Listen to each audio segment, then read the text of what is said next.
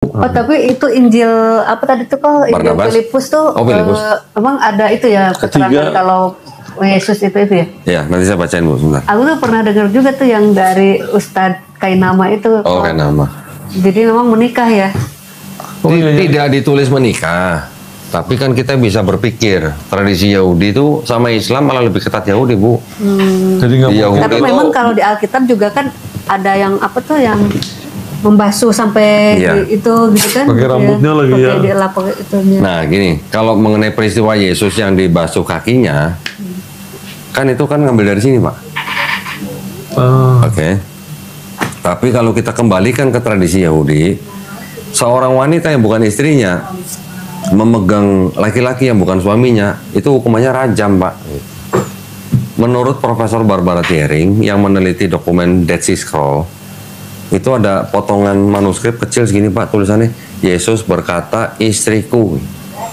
Berarti ada kemungkinan Yesus punya istri kan? Iya. Nah, Profesor Barbara Thiering juga yang mengatakan bahwa prosesi di dalam Bible yang menceritakan seorang wanita menyeka kaki Yesus dengan minyak dan menyeka dengan rambutnya, itu adalah prosesi pernikahan. Inna ad-dina 'indallahil Islam.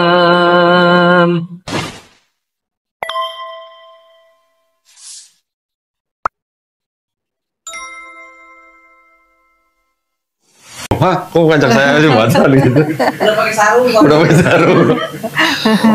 Harus pakai sarung gitu ya? Enggak juga. Enggak juga, Pak. Pakai celana biasa juga nggak apa-apa. Yang penting bersih gitu ya, kok ya? Iya, yang penting bersih. Yang penting bersih. Bapak pakai kemeja ini, pakai celana ini, kamar itu nggak apa-apa. Nggak apa-apa, Pak. Nggak apa-apa. Saya Jumatan, Pak, begini. Benar ya, cuman topinya ganti ya, topinya. Kalau saya kenapa nggak bisa sholat pakainya kan kalau ini kan mentok, jadi harus balik begini gitu, atau kayak kopiah.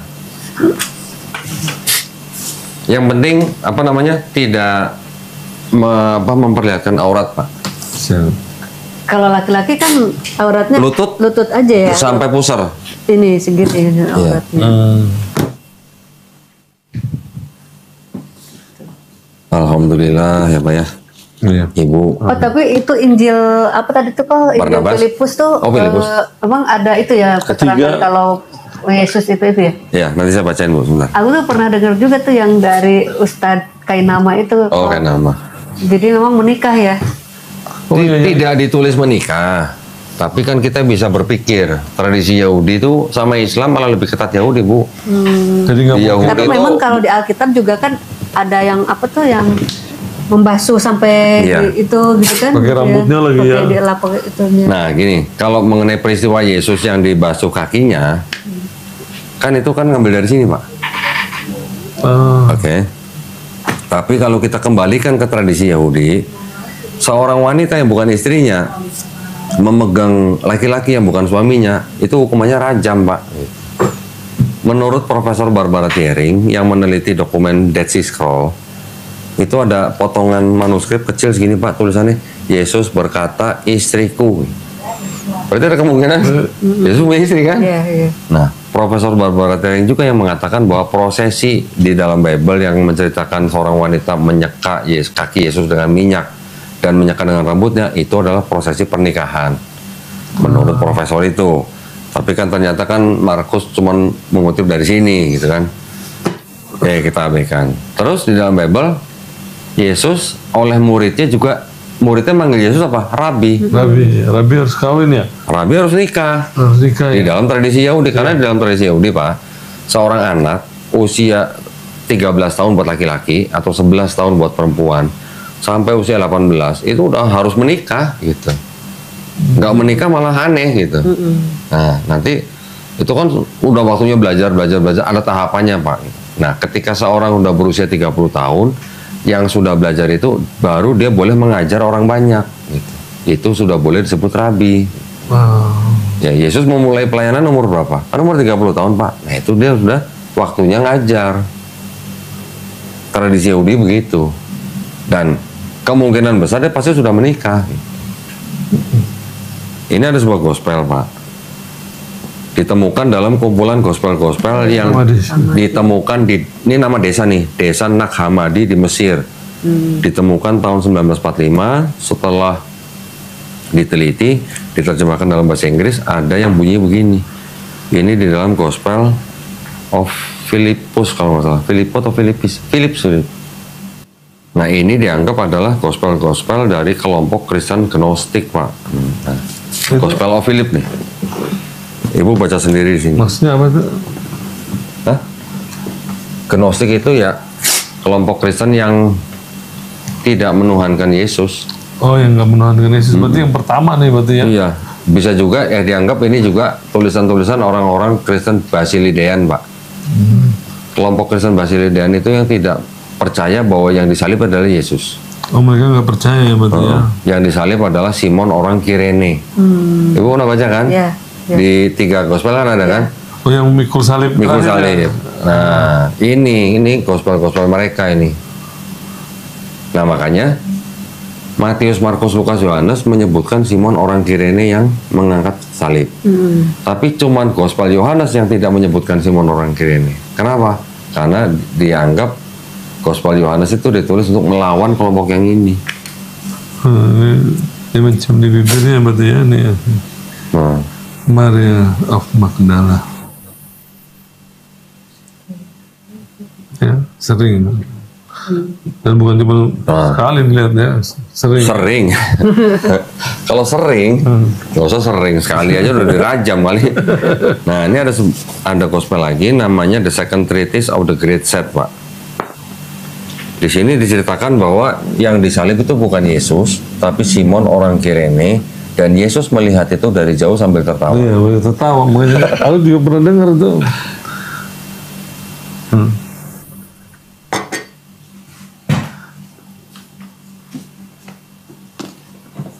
Ini menurut ini tapi ya, menurut mereka Simon harus pun the crown and I was Kalau nanti hari Kamis saya harus pakai kerudung nggak? Kerudung ya. Nanti kita juga ada sih. Oh ada. Ibu bakal dikasih malah. Oh gitu. Iya. Oh. Tenang aja, Pak. Oh jadi dari rumah nggak usah ya, nggak usah bawa kerudung ya?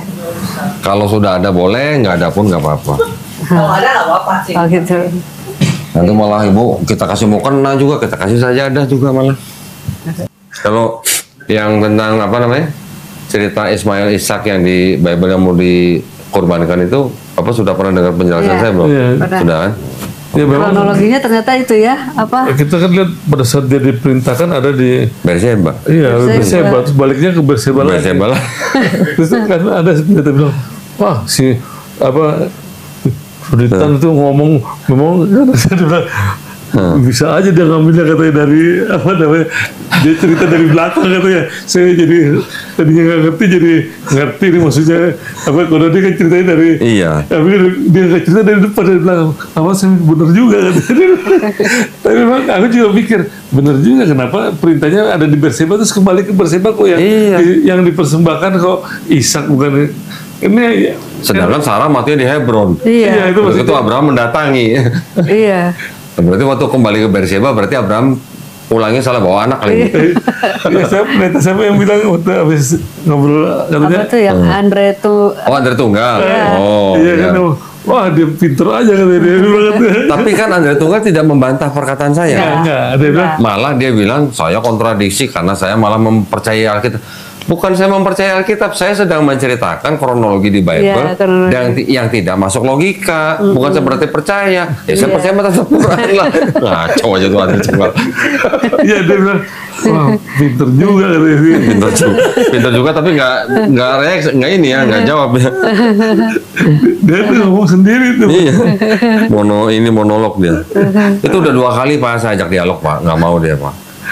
Nggak mau dia. Saya bilang ayo kita ngobrol aja, dialog aja seperti itu. Nggak mau, masa kita paksa.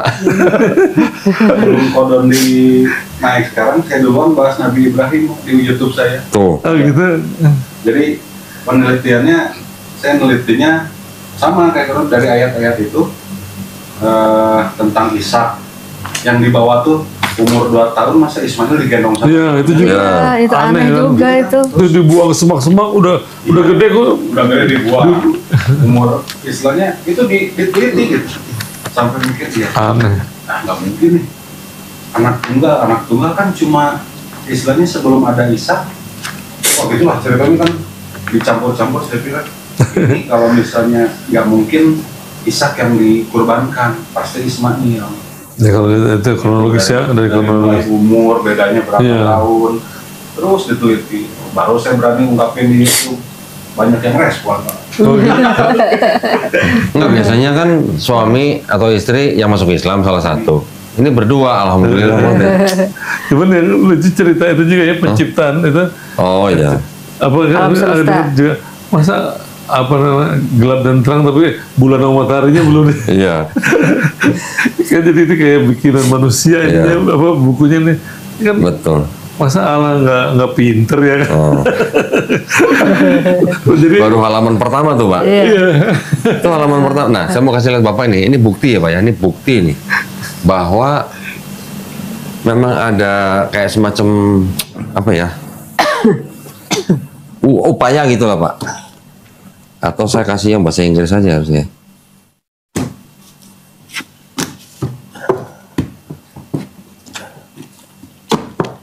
Saya tunjukin Pak dari kitabnya Yahudi yang diterjemahkan ke dalam kitab orang Kristen, itu ada bahasa yang berbeda begini nih. Kalau di yang Kristen kan kita sudah sering baca. Yang ini kan, in the beginning God created the heaven and earth, and the earth was without form and void, and the darkness was upon the face of the deep, and the Spirit of God. Ya Pak, Roh Allah. Kan di yang bahasa Indonesia terjemahannya Roh Allah. Melayang-layang kan gitu ya. Ya kan? Move upon the face. Nih. Kalau Ibu baca nih. Ada mulanya. Dan Roh Allah. Ya Bu ya? Turun melayang-layang. Roh Allah melayang-layang. Nih. Di atas permukaan air.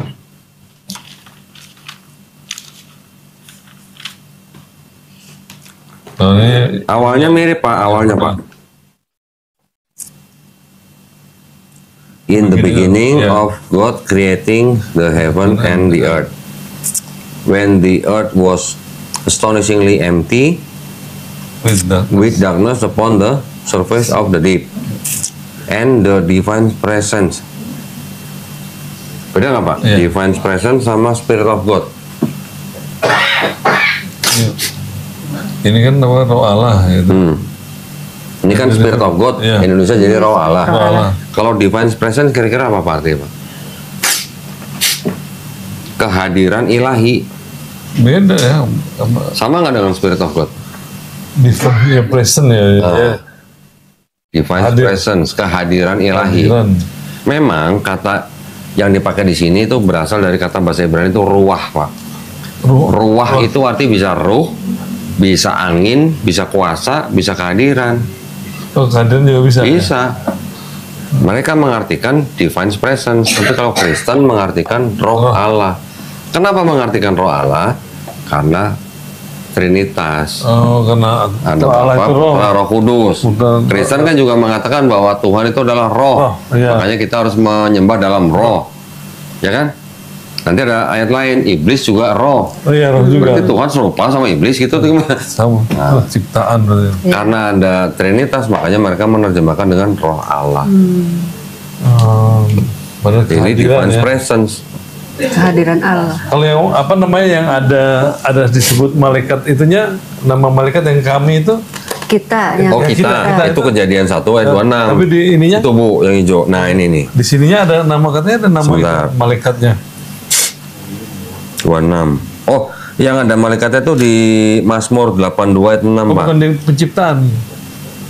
Oh, bukan. Yang dibilang kita itu. Nih. And God said, let us make man in our image kan? After our likeness. They shall rule over the fish of the sea, the bird of the sky, and over the animal and the whole earth, and every creeping things that creep upon the earth. Nah, kita baca nih Pak di sini. Targum Jonathan paraphrases, and God said to the ministering angels. Nah, Ya, itu ini kan. dia. Jadi di sini maksudnya adalah Tuhan berbicara kepada sidang ilahi. Kepada malaikat sama malaikat Iya, itu. nah Malaikat itu, tuh ya. iya, nah itu sama prinsipnya atau konsepnya dengan yang di Islam, Bu. Iya, Ketika ada kata kami di dalam Quran, iya. Oh, itu sama ya berarti ya? sama. Kemarin Kak C juga gitu. And Itu God udah said to- lama katanya Trinitas itu kata kita katanya gitu ya. Ya, dibilang gitu. Gitu. Bukan berarti ini benar ada itu. Nah, sekarang kan pertanyaannya gini.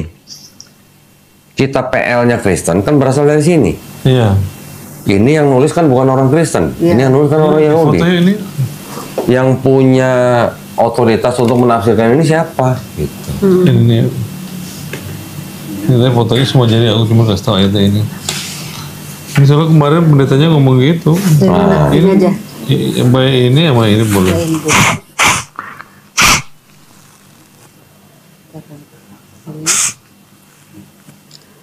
Terus ini. Iya. Ini di bawahnya ketutupan sama yang bundar. Ini Jelas kan, Pak? sini. Jelas Ini yang makanya. ini soalnya yang di bawahnya. Ini kan ngomongnya God said to the ministering angel. The ministering angel, ya. Ya. Mending bawa pendeta yang gini, Pak. Maunya sih gitu. Aku malah maunya gitu. Iya, ini Ininya ya, covernya.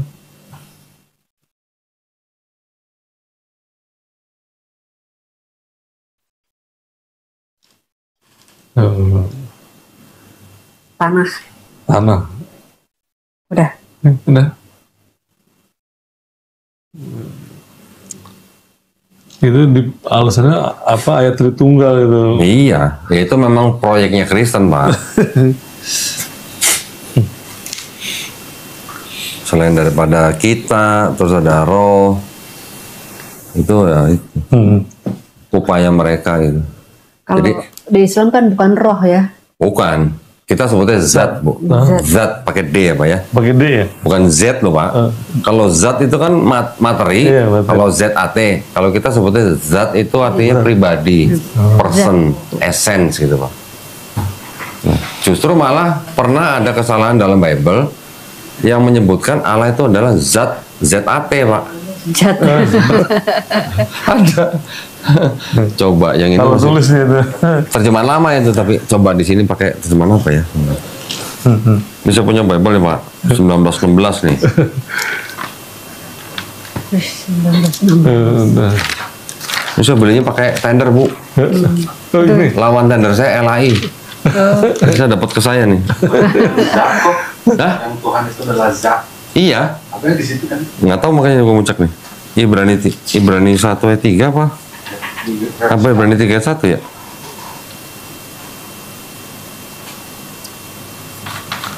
Tuh, Rick. Yang ini, yang Ibrani ditulis apa? Surat Rasul Paul yang dikirim kepada orang Ibrani. Oh, Padahal ini bukan tulisan Paulus tuh. Oh gitu. Bukan, Ibrani bukan tulisan Paulus tuh. Katanya belum, penulisnya juga nggak jelas. Nggak jelas. Berani ya dia. Kalau nggak salah di terjemahan lama deh kok. Iya, yang PL. Gue lagi coba ngecek di sini. Ibrani berapa ya? 1 ayat 3 kan ya? Tuh Pak, Ibrani 1 ayat 3 tuh. Terjemahan lama, pakai zat. Ya makanya cuman dia pakai T gitu ya. Terjemahan lama itu. Jat. Jat. Kalau zat itu berarti cair, padat, apa gas gitu. Tuhannya. Di PL ya kita. PL nih. Jadi maka ialah yang menjadi cahaya penglihatan Allah dan zat Allah yang kelihatan. Mungkin maksudnya penerjemah itu dulu mau nulis pakai D ya, zat ya. Iya. Kayaknya mau ngikutin itu ya. Sebenarnya Iya. banyak ngikutin apa Al-Quran ya itu ya. Sekarang Bapak tahu nggak kenapa Bible-nya LAI masih ada kata Allah? Sebabnya. Ya, Saya pernah bahas tuh sama Ustadz Ken Ahmad. bukannya karena udah dirubah D itu. Jadi apa nama itu jadi apa maksudnya di kamus bahasa. Enggak. Di kamus Tadi kan saya udah kasih lihat Bapak yang KBBI kan Allah kan nama Tuhan dalam bahasa Arab. Dalam bahasa Arab ya. Tapi di dalam LAI kan kata Allah kan sebagai generic name, bukan proper name. Nah, ada dokumen Belanda Pak, tahun 1936 yang mengatakan bahwa menggunakan kata Allah itu memang untuk mendekati umat Islam.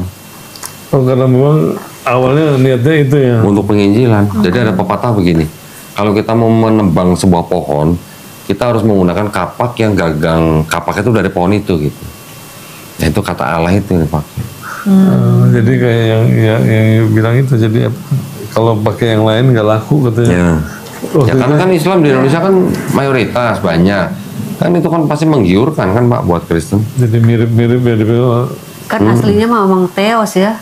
Harusnya bahasa Yunani dewa, Theos. Kan, Dewa. Harusnya sih gini kalau menurut saya. Harusnya yang Theos itu menjadi Tuhan, yang Kurios menjadi Tuan harusnya. Ini kan rancu, masa God jadi Allah, Lord jadi Tuhan. Kan terbalik, harusnya kan God kan jadi Tuhan. Iya. Nah Allah ini yang pakai kata Allah cuman Alkitab bahasa Indonesia, Malaysia, sama Arab, Kristen Arab. Tapi Kristen Arab menggunakan kata Allah dalam Bible mereka itu sebagai proper name.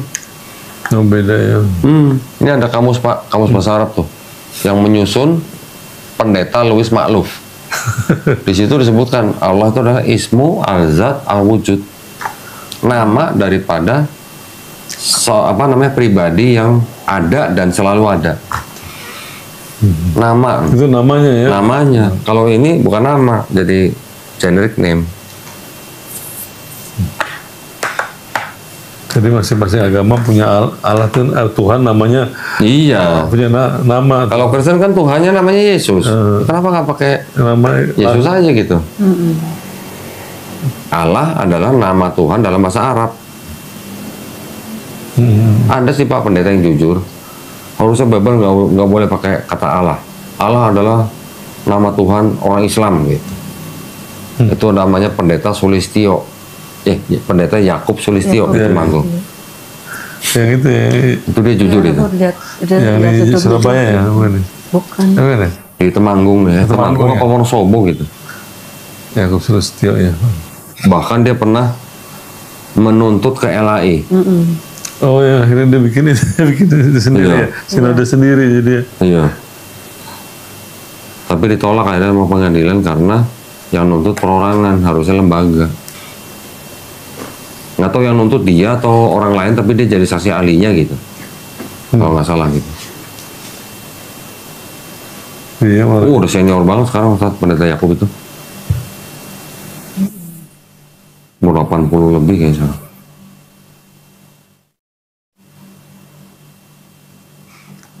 Kasihan kalau dia kemalaman ya. Biar hari ini mah masih pagi Pak, saya mau. Biar apa namanya kita setiap hari. Ya. Baik, mudah-mudahan dilancarkan Pak hari Kamis Pak. Oh, mau numpang ke? Boleh. Ini dingin banget aslinya. AC-nya kedinginan. Mau tinggalin tapi kasih saya berapa gitu. Uang keruhi mana? Kalau dia negonya terlalu mahal, kita nggak mau. Gitu kan bisa. Orang gereja tapi ngomongnya uang kerohiman. Istilah dari bank ya Pak? Iya dari bank. Ngomongnya gitu di bank ya. Kerohiman. A few days later. Yang dalam perjalanan kok. Nah, nanti kalau lagi safar dalam perjalanan, sholat yang tadinya 4 rakaat dikasih kemudahan Pak. Allah ngasih sodakoh ke kita. Kita dipermudah, jadi 4 rakaat jadi 2 rakaat. Terus udah gitu bisa disambung. Yang zuhur sama asar bisa disambung. Yang maghrib sama yang isya juga bisa disambung. Yang subuh nggak boleh disambung Pak. Mau subuh sendiri? Subuh nggak boleh. Nah, jadi kalau yang zuhur dengan yang asar digabungkan dan diperpendek, itu istilahnya dijamak dan dikosor. Jamak itu artinya digabungkan, dikosor itu artinya diperpendek. Dijamak digabungkan tapi tetap dengan 2 salam. Artinya yang zuhur tadi 4 rakaat jadi 2 rakaat ditutup dengan salam. Yang asar juga tadinya 4 rakaat diperpendek jadi 2 rakaat juga ditutup dengan salam. Jadi 2 rakaat salam, 2 rakaat salam. Tapi langsung dilakukan gitu. Setelah zuhur 2 rakaat salam, langsung berdiri lagi, qomat, asar, 2 rakaat lagi, zuhur dulu. Niatnya sekali aja cukup. Oh, sekali aja. Niatnya sekali aja cukup pada waktu kita mau sholat zuhur yang mau digabung dengan asar, niatnya cukup sekali. Saya berniat sholat zuhur dijamak dengan sholat asar dan dikosor masing-masing 2 rakaat menghadap kiblat lillahi ta'ala. Udah cukup gitu aja. Jadi setelah salam langsung berdiri lagi, langsung ini lagi ya? Iya, setelah salam berdiri lagi langsung sholat lagi yang asarnya. Di takbiratul ihram lagi? Iya, yang maghrib dan isya juga begitu. Tapi kalau yang maghrib dari 3 rakaat nggak boleh jadi 2 rakaat Pak, tetap 3. Oh, tetap 3 ya? Ya. Zuhur 4 rakaat jadi 2, asar 4 rakaat jadi 2, maghrib 3 tetap 3, isya 4 jadi 2. Itu sholat-sholat yang ketika kita sedang melakukan perjalanan. Tapi perjalanannya ini perjalanan yang seberapa jauh nih Pak? Nah gitu. Ini nanti ada beberapa pendapat. Ada yang mengikuti hadis yang perjalanan yang boleh dijamak qashar itu yang setelah melebihi kurang lebih ya Bu ya, kurang lebih 90 km. Tapi ada juga yang mengambil hadis cuma 5 km. Itu boleh. Dan ketika kita mau melakukan perjalanan, kita bisa melakukan sholat jamak qashar itu pada saat kita sedang di perjalanan, di tengah perjalanan, atau sebelum. Sebelum perjalanan pun kita boleh sholat di jamak dan di qashar. Karena kita sudah mau melakukan perjalanan. Nah, ketika kita menginap di suatu tempat, itu ada beberapa perbedaan pendapat. Ada yang 3 hari pertama boleh jamak qashar, hari keempat sudah full gitu. Ada juga yang 4, ada yang 10, nanti ada yang bilang selama perjalanan gitu. Pokoknya selama kita tidak berniat untuk mukim di suatu tempat tertentu, ya selama itu juga sholatnya jamak qashar. Ada yang bilang begitu juga. Bapak jangan khawatir, mau ngikut yang mana itu sesuai dengan kemampuan Bapak. Gitu. Jamak qashar. Jamak qashar. Saya dulu gitu Pak. Ketika waktu saya baru-baru belajar, saya punya guru seorang Habib di Pelabuhan Ratu, sudah almarhum. Ketika baru-baru saya belum tahu yang namanya jamak qashar kan Pak. Ya pergi-pergi aja, jarak sudah memenuhi syarat lah gitu lah. Ketika sampai di rumah Habib sedang santai, waktunya sholat asar. Sholat kata Habib itu kan, jamak qashar. Saya bilang, saya kan lagi santai, kenapa harus jamak qashar? Saya bilang, saya mau 4 rakaat aja. Jangan sombong sebenarnya. Itu sedekah dari Allah gitu katanya. Jangan ditolak gitu gitulah. Ya udah akhirnya baru saya ikutin. Oh dulu masa kalau kemana-mana tetap aja 4 rakaat gitu. Ternyata ada sedekah, ada kemudahan yang diberikan buat kita. Gitu. Nanti Bapak belajar pelan-pelan. Iya tadi step by step Pak. Bapak mau nanya sama Ko Dani, dia bilang katanya apa lupa gitu, makanya pengen nanya itu ya. Nanti misalnya ada yang lupa, WA saya aja. Ya. WA aja. Ya. Insya Allah yang saya bisa jawab, saya insya Allah jawab. Ya. Kalau nanti kan sholat di rumah gitu, ini kan kadang-kadang suka banyak lupa gitu gerakan-gerakannya atau apa. Ya. Kan kalau saya kan nggak boleh jadi imam kan, kalau perempuan nggak boleh. Jadi tetap harus sendiri-sendiri ya. Gini, selama Bapak sedang belajar, lebih baik kalau laki-laki Pak, sholat wajibnya tuh harus di masjid. Ya, kecuali kalau Bapak punya halangan yang syar'i, uzur yang syar'i. Syar'i itu maksudnya misalnya sakit gitu ya, atau sedang bepergian atau apa. Tapi kalau tidak ada halangan yang syar'i, Bapak kalau sholat di masjid itu Bapak 27 derajat lebih tinggi pahalanya Pak daripada Bapak sholat sendiri di rumah. Jadi laki-laki sholatnya di masjid, perempuan sholatnya di rumah. Nah, ketika Bapak sedang belajar, Bapak belum bisa sholat sendiri kan, belum tahu maksudnya urutan bacaan gitu. Nggak apa-apa, Bapak ke masjid aja, tinggal sebagai makmum. Makmum itu artinya sebagai jamaah. Kita ikutin aja gerakan orang-orang yang ada di situ.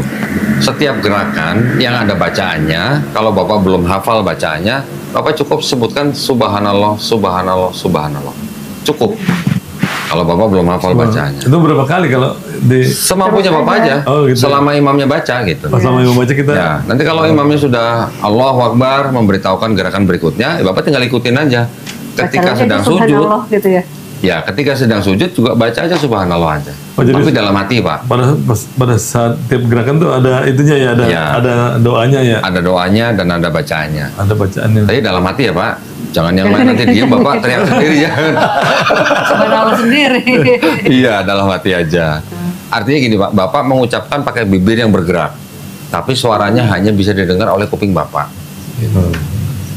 Yang artinya sir atau dipelankan, bukan berarti kita mulut diem ngomong dalam hati, bukan. Kita tetap mengucapkan tapi kuping kita aja yang dengar, jangan sampai orang lain dengar gitu. Jadi bibirnya tetap bergerak. Bibir tetap bergerak. Suaranya dipelanin gitu. Ya. Jadi walaupun kan kalau sholat subuh itu dijahar, artinya dikeraskan suaranya. Zuhur dan asar itu kan disir atau dipelankan suaranya. Tetapi buat masing-masing jamaah itu tetap menggerakkan bibirnya dengan suara yang hanya didengar oleh kupingnya sendiri gitu. Itu namanya sir, Pak. Nanti maghrib dan isya itu juga dikeraskan lagi. Bukan berarti bibirnya diem ya, Pak ya. Bukan dibaca dalam hati. Karena apa namanya tanda bahwa kita melakukan itu dengan yang sesuai dengan niat kita itu diperlihatkan dengan gerakan bibir. Kalau dalam hati istilahnya belum kelihatan benar gitu kita sedang membaca gitu loh. Yang tahu hanya Allah Subhanahu wa taala gitu. Itu, Pak. Nanti setelah itu kalau Bapak sudah bisa sholat yang fardu itu wajib. Nanti Bapak pelajarin lagi ada sholat yang namanya sholat sunnah. Sholat sunnah itu macam-macam, Pak. Ada sholat rawatib, ada sholat tahajud, ada sholat tobat, ada sholat istikharah, macam-macam. Ada sholat hajat, sampai ada sholat mutlak juga ada. Tapi Bapak pelan-pelan aja. Yang pertama-tama Bapak nanti ikuti atau yang coba lakukan itu adalah sholat rawatib. Sholat rawatib itu adalah sholat-sholat yang mendahului dan mengakhiri sebuah sholat. Nah itu tidak semuanya ada sholat rawatibnya, Pak. Jadi kalau subuh ada yang namanya sholat yang mendahului, namanya sholat qobliyah. Ya, jadi 2 rakaat sebelum subuh, setelah qomat baru sholat subuh, sudah selesai, jangan sholat lagi. Kalau Bapak sholat lagi setelah subuh malah salah, itu malah nggak boleh gitu. Nanti ketika zuhur, sebelum zuhur ada 4 qobliyah, tapi dilakukan dengan 2 rakaat. Nanti setelah zuhur juga ada lagi 4, 2 rakaat. Asar setahu saya kalau nggak salah ada 2 sebelum. Setelah asar tidak boleh. Nanti begitu juga maghrib setelahnya bukan sebelumnya. Isya juga begitu, setelahnya bukan sebelumnya. Jadi total. Tapi nanti kalau udah pelan-pelan, Pak, pelan-pelan. Nanti Bapak kalau di masjid tinggal ikutin orang aja. Habis sholat maghrib, sholat lagi, itu berarti sholat sunnah. Bapak ikutin. Itu kalau Bapak sudah bisa sholat sendiri, gitu dengan bacaan. Bapak nanti makanya kalau sudah belajar sholat di rumah dengan bacaan seperti itu, apalagi sehari 5 kali, insya Allah cepet, Pak. Seminggu juga udah bisa sendiri. Saya dulu nggak pakai begitu. Istri saya print, Pak, bacaan-bacaan sholatnya di kertas, ditempel di dinding. Yang ketika saya menghadap kiblat gitu kan. Ketika kita belajar dengan baca, cepet. Insya Allah cepet. Nanti bacaannya setiap sholat itu pasti ada bacaan yang namanya surat Al-Fatihah, Pak. Nah, Bapak pertama kali harus hafalin surat Al-Fatihah karena setiap sholat pasti baca Al-Fatihah. Nanti setelah sholat Al-Fatihah sudah hafal, baru hafalin surat-surat yang pendek. Surat-surat pendek itu dalam satu surat paling 3 ayat, 5 ayat itu. Bapak hafalin. Jadi kalau dalam satu sholat, kalau dia hanya 2 rakaat, berarti rakaat pertama Al-Fatihah diikuti dengan surat pendek. Rakaat kedua juga sama. Kalau dia 4 rakaat, yang ada Al-Fatihah dan surat pendek hanya 2 rakaat pertama. 2 rakaat pertama, habis itu tahiyatul awal, baru kemudian 2 rakaat terakhir hanya Al-Fatihah. Setelah itu tutup dengan tahiyatul akhir. Dicatat. Bapak nanti kalau misalnya baca itu susah, Bapak nanti sholat boleh begini, Pak. Nanti kan saya kasih nih bukunya nih. Bapak sholat bisa sambil baca buku begini kok. Kalau buat latihan, Pak ya, sholat, benar-benar sholat sambil baca begini boleh. Nanti ada niatnya, ada bacaan sholatnya, ada gerakannya bagaimana. Ini ada gambarnya nanti, Pak. Insya Allah dipermudah, Pak. Insya Allah. Tenang aja, tenang. Bahkan nanti kan Bapak nanti kan saya kirimin guru. Iya. Kalau misalnya Bu Yuyu nggak sempat ngajar Bapak, Mendingan sama orang lain. Mending sama orang lain Pak. Kalau sama istri nanti ribut. Lain lah, rasanya beda Pak. Nanti malah ribut. Nanti ada nanti bisa bilang kamu sok pinter gitu kan, bisa begitu nanti. Mending sama orang lain, itu insya Allah cepet kok Pak.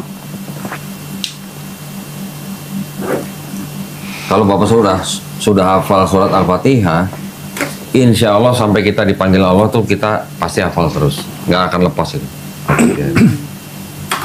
Dari kemarin tuh udah ngapalin itu masih ada yang salah. Ada yang salah. Tenang Pak, santai Pak. Bahkan nanti ketika Bapak sudah mulai belajar Iqra, bahkan ketika nanti Bapak sudah mulai membaca Quran, kalaupun Bapak merasa kesulitan dengan satu kalimat misalnya, jangan kecil hati Pak. Kalau Bapak lagi susah baca satu kalimat, itu artinya Allah sedang sayang sama Bapak. Bapak sudah disuruh mengulang terus gitu kalimat-kalimat itu. Bener Pak itu Pak. Jangan kecil hati, jangan pernah kecil hati. Yang kita baca di dalam Quran itu kan firman Allah. Insya Allah pasti dimudahkan. Insya Allah dimudahkan. Sama Allah dimudahkan, cuman ada iblis yang bikin kita lupa gitu ya. Iya, mesti diusir ya. Makanya Bapak setiap kali mau baca Quran kan selalu baca A'udzubillahi minasyaitonirrajim. Itu ya, jadi baca itu dulu ya. Mau belajar Iqra pun baca itu Pak. Oh, A'udzubillah. A'udzubillah. Biar setannya pergi. Aku berlindung dari godaan syaitan yang terkutuk gitu Pak. Baik, bismillahirrahmanirrahim. Assalamualaikum warahmatullahi wabarakatuh. Alhamdulillahirrabbilalamin. Wassalatu wassalamu ala rasulillah. Senang sekali bisa berjumpa kembali di channel Donditan dan Geraha Mualaf Jakarta ya. Yang mana pada hari ini 29 Agustus 2024, sekarang pukul 7:47 waktu Indonesia Barat. Di hadapan saya ada Bapak Heri Ramelan ya Pak ya. Iya. Beserta dengan istri Ibu Yuyu Mudianingsih, ya. Betul ya? Menyatakan diri bahwa Pak Heri dan Ibu Yuyu ini berniat untuk masuk Islam. Betul ya, Pak Ibu ya? Pak Heri dan Bu Yuyu sudah datang ke studio Geraha Mualaf Jakarta pada tanggal 25 Agustus 2024 yang lalu. Dan ketika kita sudah berdiskusi, menyatakan bahwa keinginannya untuk masuk agama Islam pada tanggal 29 Agustus ini. Betul Pak ya? Alhamdulillah kita semua sekarang sudah diberikan kesempatan untuk bisa melakukan prosesi ini.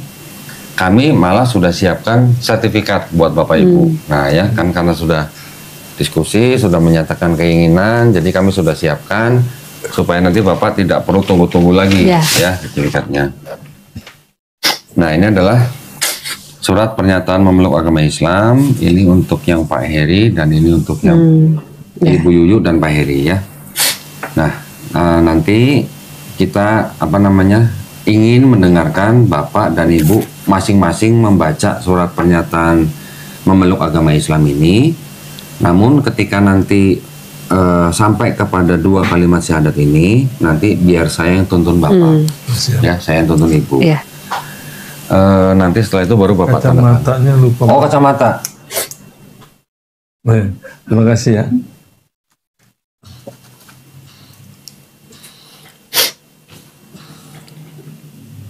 Nanti ya Pak ya setelah dibaca, setelah bersyahadat baru nanti kita sama-sama Bapak tanda tangan dan Ibu tanda tangan. Nah sekarang mungkin Bapak saya persilahkan untuk membaca mulai dari sini Pak, pernyataan masuk pernyataan memeluk agama Islam. Bismillahirrahmanirrahim. Bismillahirrahmanirrahim. Pernyataan memeluk agama Islam. Sesungguhnya agama yang diridhoi di sisi Allah hanyalah Islam. Surah Al-Imran ayat 19. Ayat 19. Ya. Dengan ini saya Heri Ramelan. Nik nggak usah dibaca nggak apa-apa. Alamat juga nggak usah dibaca. Agama sebelumnya aja. Agama sebelumnya adalah Kristen. Dengan ini. Dengan Dengan kesadaran dan keikhlasan sendiri, saya menyatakan memeluk agama Islam dengan mengucapkan 2 kalimat syahadat. Ya, ditunggu sebentar Pak ya. Sekarang Ibu baca dulu dari sini. Ya. Pernyataan memeluk agama Islam.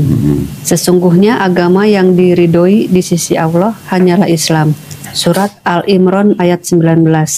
Dengan ini saya, nama Yuyu Mudianingsih, agama sebelumnya Kristen, dengan kesadaran dan keikhlasan sendiri menyatakan memeluk agama Islam dengan mengucapkan 2 kalimat syahadat. Ya, baik. Nah, sekarang Bapak berjabat tangan dengan saya. Ibu Yuyu tolong tangan kanannya dengan menunjuk 1 jari. Gini, Nah, seperti itu. Menunjukkan ketauhidan. Pak Heri ikuti dan Ibu Yuyu ikuti kata-kata yang akan saya ucapkan dalam bahasa Arab. Per kata, nanti kita lanjutkan dengan terjemahan bahasa Indonesianya. Ya. Bismillahirrahmanirrahim. Bersama-sama ya. Asyhadu alla ilaha illallah wa asyhadu anna Muhammadan Rasulullah. Aku bersaksi tiada Tuhan yang layak disembah selain Allah. Dan aku bersaksi Nabi Muhammad adalah utusan Allah. Alhamdulillah. Sah ya, Rek ya? Alhamdulillah. Selamat. Saya ingin memeluk Pak Heri dulu nih. Alhamdulillah Pak Heri sekarang sudah menjadi saudara saya dalam seiman. Ya Pak ya. Mudah-mudahan Pak Heri istiqomah. Amin. Ya Pak ya. Alhamdulillah. Doain terus, Kodande. Alhamdulillah. Ibu selamat ya Bu ya. Makasih Kodande ya. Ya. Silakan Pak duduk dulu. Makasih. Yuli kalau mau kasih selamat buat Bu Yuyu boleh. Bapak tolong silakan tanda tangan ini ya. Doain ya. Doain terus. Nggak apa-apa, nanti di rumah aja Pak. Ya.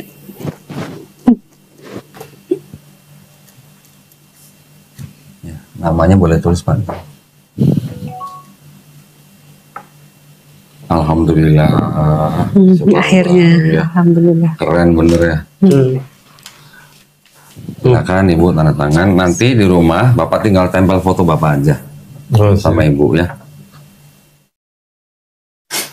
Rupanya waktu tadi di rumah dia cerita, dia udah yang pas kemarin kejadian apa namanya yang dia suka dengar apa namanya Channelnya Kodonde. Ya. Ini kan udah mulai nggak nyaman dia, udah mulai nggak nyaman. Nanti mungkin ceritanya nanti ya. Tapi sebentar begini, ada yang ingin saya sampaikan ke Pak Heri dan Ibu Yuyu. Di dalam Islam kita memahami seperti ini Pak, bahwa setiap manusia sebelum dilahirkan, ya. Jadi kan kita ketika masih di alam ruh ya Pak ya, kita sebenarnya semuanya sudah pernah berikrar bahwa Tuhan kita adalah Allah Subhanahu Wa Taala. Ketika kita lahir, kita sebenarnya fitrah. Fitrah itu artinya Muslim Pak. Muslim itu artinya orang yang berserah diri hanya kepada Allah Subhanahu Wa Taala, pencipta kita semua.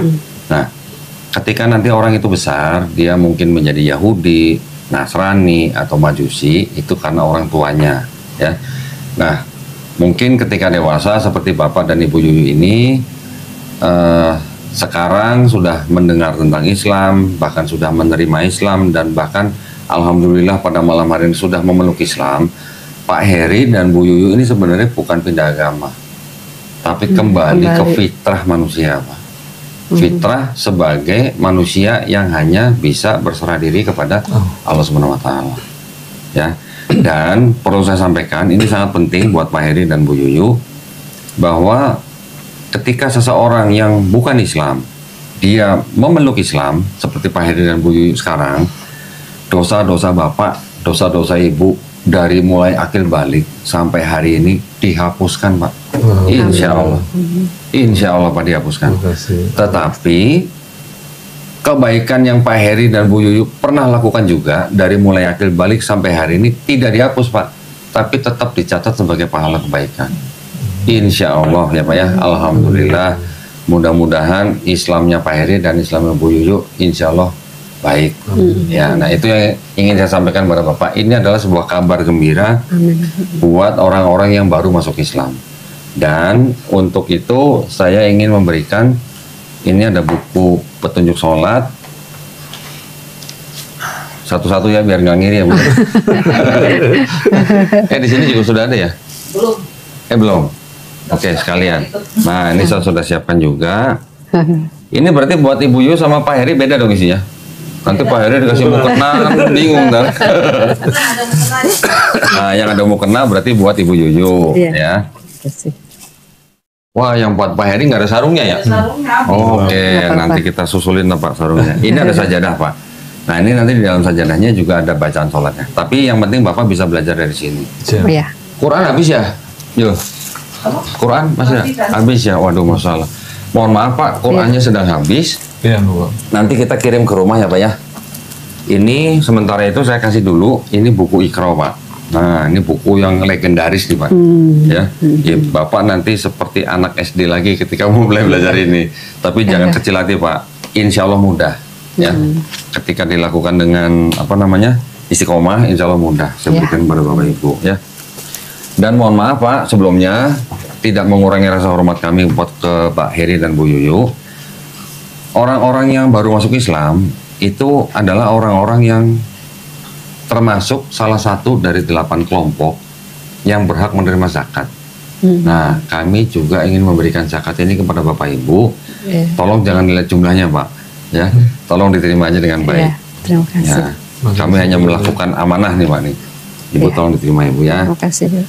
Nah, sertifikatnya mungkin bisa disimpan di sini Bu. Oh iya. Takut rusak. Nanti. Saya foto dulu ya Pak ya. Iya. Sertifikatnya. Belum ada fotonya tapi. Nggak apa-apa, nanti Bapak tinggal. Yang penting kan saya nomor dan tanda tangan Bapak.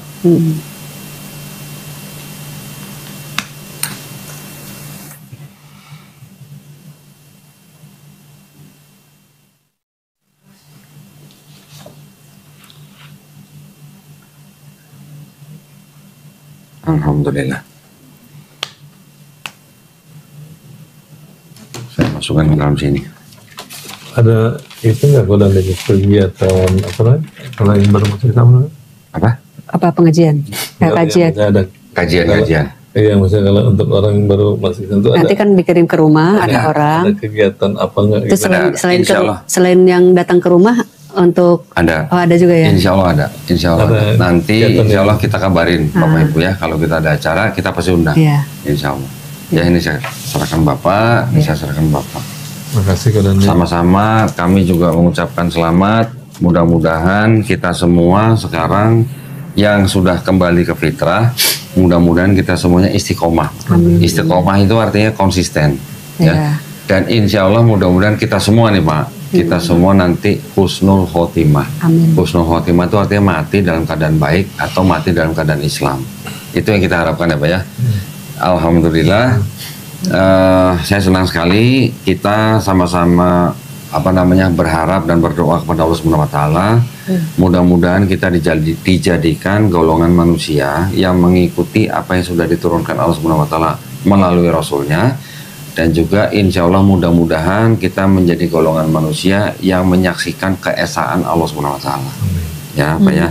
Juga tidak lupa kita juga sama-sama berdoa mudah-mudahan kita semua dihindarkan dari api neraka dan azab neraka.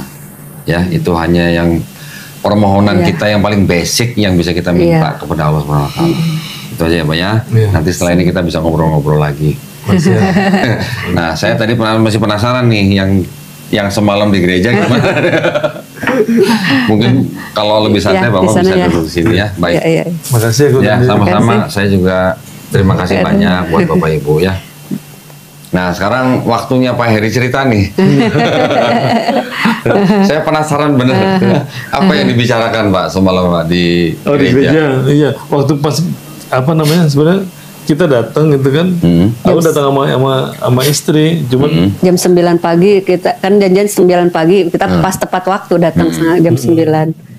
Bu Pendeta datang, cuman nggak boleh masuk berdua gitu, jadi karena karena saya kan pelayan istilahnya di situ, dia kan sebagai pendeta gitu, jadi ini istilahnya mungkin kan intern jadi karena mungkin dianggap saya itu lagi ada masalah gitu kan, dia sebagai apa namanya KMJ-nya sebagai pendeta yang membimbing saya itu apa itu pribadi gitu. Maksudnya bergantian masuk atau memang ibu nggak boleh masuk? Nggak boleh. Ibu nggak boleh masuk? Nggak boleh masuk karena itu intern gitu, maksudnya antara pelayan lah gitu.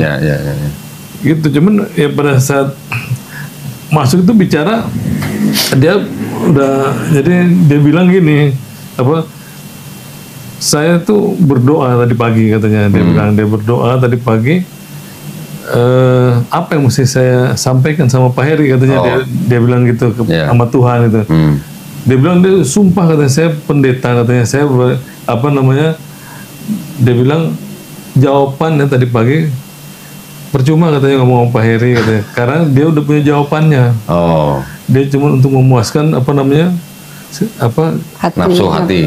Ya dia bilang seperti itu. Jadi saya bilang, saya dengerin aja dulu gitu kan, dengerin. Dia bilang seperti itu apa, itu jawaban doa tadi pagi katanya, dia bilang gitu. Jadi terus dia ngomong, nah terus kemudian saya tanya gitu, saya ngajuin pertanyaan-pertanyaan ke Bu Pendeta kan gitu. Bapak pendetanya juga ada? Enggak, Bu Pendeta ini perempuan. Perempuan. Memang pendetanya perempuan, gembalanya. Ya gembala. Jadi ketuanya di situ perempuan gitu. Ya saya bilang, saya tanya gitu kan, loh kan apa namanya yang saya tanya semuanya kan juga dari Alkitab gitu kan. Saya apa namanya, dia bilang dia udah baca surat pengunduran dirinya, kemudian masih apa berusaha untuk saya terus berpikir gitu. Dia bilang dia pikir saya tuh imannya lagi goyang, lagi goyang gitu dia. Dan yang seperti pertanyaan yang saya sampaikan, dia bilang gini, apa ini pertanyaannya semuanya apa namanya sama kayak pertanyaannya apa tadi sih kalau orang mualaf gitu. Dia bilang sama kayak siapa, Tantan tuh katanya, dia bilang. Tantan. Berarti dia tahu Donditan nanti. Dia mau ngomong kayaknya, dia kayaknya mau ngomong Pak Dondi kan, cuman saya diam aja, saya nggak komen gitu kan. Sama dia bilang apa? Sama itu Nandar itu. Ustadz. Dia bilang Ustadz Nandar. Cuman saya pura-pura apa, saya dengerin aja, nggak saya tanggepin gitu. Berarti ternyata update juga ya pendeta ya. Tapi dia tidak menjawab Pak, hanya bilang itu pertanyaan mualaf gitu.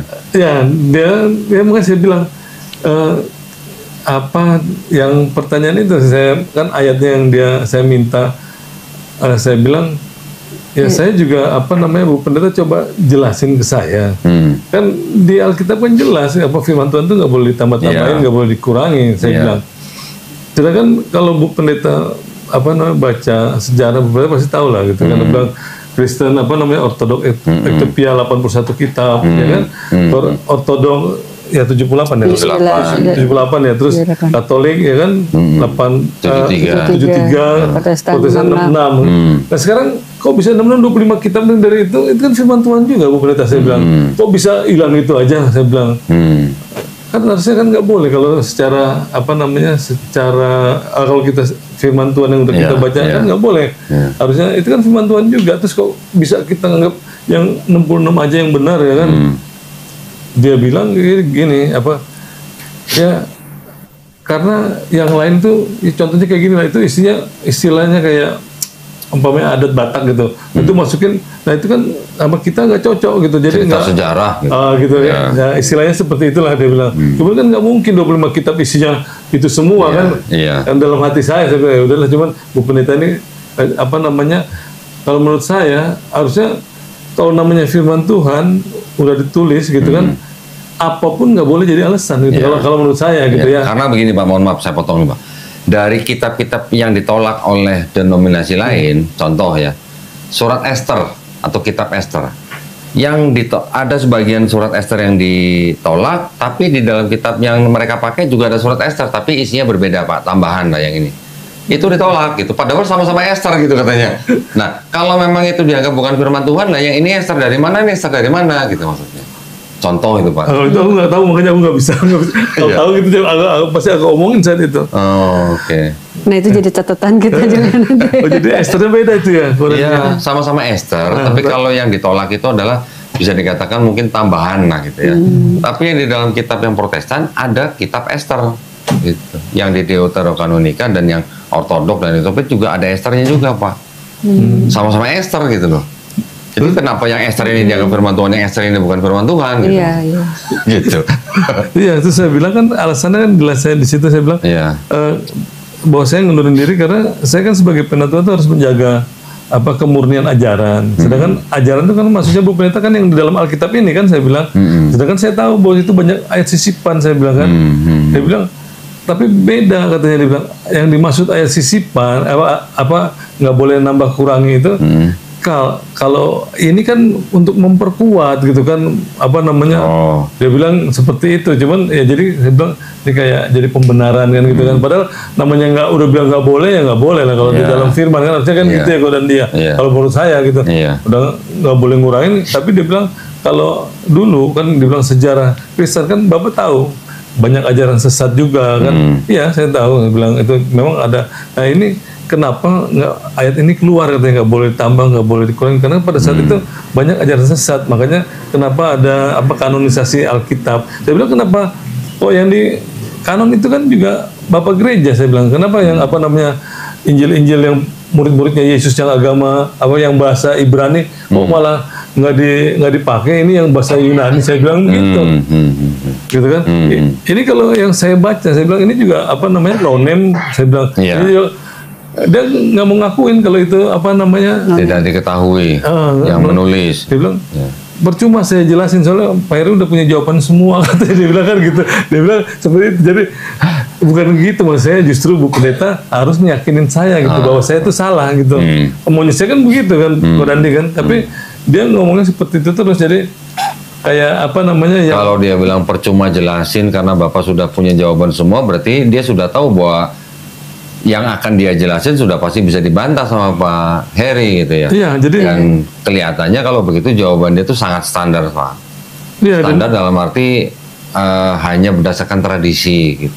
Iya, dan saya pikir ini jadi jawabannya kayak pendeta ya, karena dia ngakuin kalau dia tuh memang nggak bisa bahasa Ibrani sama bahasa Yunani gitu kan, dia akui katanya saya memang sibuk jadi nggak sempat pelajarin itu katanya, dia bilang begitu.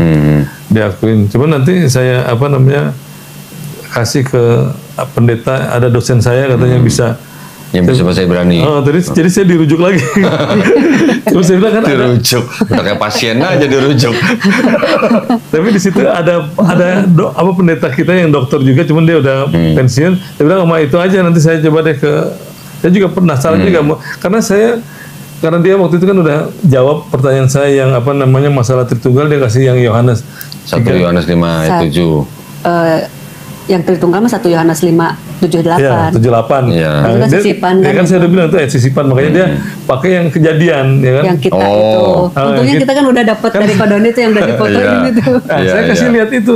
Dia nggak mau lihat ya kan. Oh, nggak mau lihat. Dia bilang kan saya bilang dia bilang gini, setiap kan udah saya jawab tapi Bapak selalu jawab sudah lagi, punya jawaban gitu kan gitu. Loh bukan Bu Pendeta, ini saya baca sendiri nih, saya foto sendiri, coba Pendeta nggak mau dia baca, saya WA aja ke handphone-nya ya kan. Jadi karena dia nggak mau baca saat itu, ini jelas-jelas ditulis angel. Jadi Allah sedang yang kejadian 1:26. Iya, Allah sedang bicara sama malaikatnya. Bukan ministering angel. Iya, ministering angel, bukan dia bicara dengan tiga pribadi. Gitu saya udah, tapi dia karena udah nggak ada ayat lagi kan, ayat Tritunggal kan, berarti karena dia selalu bilang jadi seolah-olah Tritunggal itu sudah ada gitu. Jadi dari dulu. Dan saya bilang itu nggak benar, itu bukan ajaran Yesus Bu Pendeta, saya bilang itu hasil konsili, saya bilang kan gitu kan. Dia kan percuma. Berarti lemes dong Pak Pendetanya dong. Dia bilang gini, kan saya udah bilang percuma kita ngomong katanya gitu kan. Sekarang gini deh, Pak Heri mengakui nggak Yesus itu Tuhan gitu kan. Saya percaya Bu Pendeta sama ajaran Yesus. Saya percaya sama Tuhannya Yesus, saya bilang gitu. Tuhannya Yesus. Ya, saya bilang gitu. Alhamdulillah. Saya bilang gitu. Kan Yesus kan ngajarin kita untuk menyembah Allah yang esa. Iya. Gitu. Sama seperti nabi-nabi sebelumnya. Iya. Saya bilang gitu. Sekarang saya tanya, menurut Bu Pendeta, Paulus itu siapa? Aku tanya kan, ganti lah. Iya. Waduh, terus gimana? Kalau ya menurut saya dia rasul katanya kan, Paulus itu. Sekarang Injil yang Paulus sampaikan kan, kata Paulus, Injil yang saya sampaikan tuh dari Kristus katanya, dari Yesus. Ya. Nah, sekarang kapan dia ketemunya, saya tanya sama Bu Pendeta. Kan waktu di perjalanan ke Damsyik, kan perjalanan ke Damsyik cuma cahaya terus mendengar suara. Iya, cuma mendengar suara. Akulah Yesus yang kau, kan siapa kan? Dia sempat nanya Paulus, siapa kau Tuhan kalau misalnya akulah Yesus yang kau aniaya, kan suaranya. Kan nggak sempat ngajarin Injil, saya bilang kan. Kan nggak ada di situ. Berarti kan Paulus bohong, aku bilang. Dan gitu kan Bu Pendeta langsung, Bapak, saya nanya, saya jawab, Bapak selalu ngomong sudah ada jawabannya. Jadi di counter terus. Padahal kan Bapak nanya siapa Paulus, saya jawab ras. Tapi Bapak ngomongnya seperti itu katanya kan.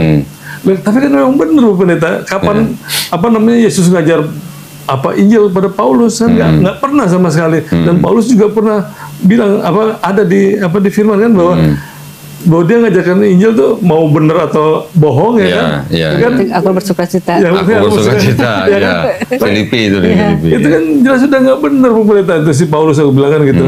Nah, saya berusaha untuk jelasin, Yesus kan pernah bernubuat, aku bilang, sebelum dia naik. Aku bilang gitu, kan hati-hati gitu kan. Nabi palsu. Pada nabi palsu gitu. Akan ada yang datang mengaku adalah aku dia. Aku adalah dia. Kan, gitu. Jadi ada Yesus palsu nanti, aku bilang.